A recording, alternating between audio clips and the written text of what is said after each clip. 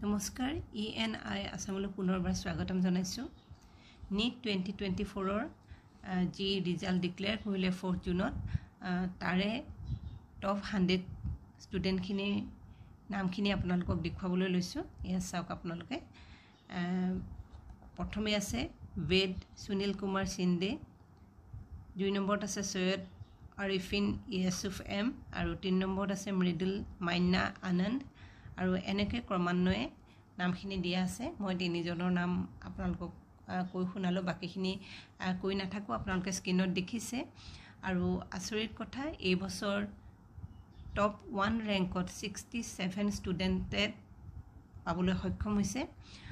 তেওঁলোক সকলোলৈকে মোৰ ফালৰ পৰা বহুত বহুত অভিনন্দন জনালো আৰু ইমান দিনে দিনে নিটটো টাফ হৈ গৈছে এবাৰৰ ৰিজাল্টতে আপোনালোকে গম পাইছে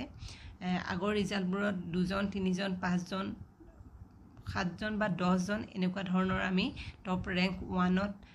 দেখিবলৈ পাওঁ কিন্তু এবাৰ ৰেংক 1ত 67 ষ্টুডেন্ট পাবলৈ সক্ষম হৈছে গতিকে অনুমান কৰিব পাৰিছে যে নিটৰ এক্সামটো দিনে দিনে কিমান টান হৈ আহিছে বা কিমান কম্পিটিশনটো বাঢ়ি গৈছে নিট এক্সামটোত গতিকে যি সকল ষ্টুডেন্টে নিট 2025ত এটেম্প কৰিম বুলি ভাবি আছে তেওঁলোকে এতিয়াৰ পৰা তেওঁলোকৰ পঢ়াশুনাখিনি খুব ভালকে কৰি যোৱাটো উচিত হ'ব কাৰণ